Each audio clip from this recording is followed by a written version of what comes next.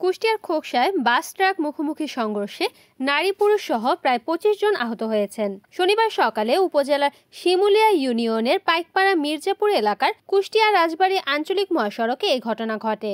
স্থানীয় সূত্রে জানা যায়, রাজবাড়ী অভিমুখী বাস মির্জাপুর নামক স্থানে পৌঁছলে বিপরীত দিক থেকে আসা একটি ট্রাকের সাথে মুখোমুখি সংঘর্ষ হয়। এ সময় বাসটি নিয়ন্ত্রণ হারিয়ে রাস্তা সংলগ্ন খাদে পড়ে যায় এবং এতে প্রায় ২৫ জন আহত হয়।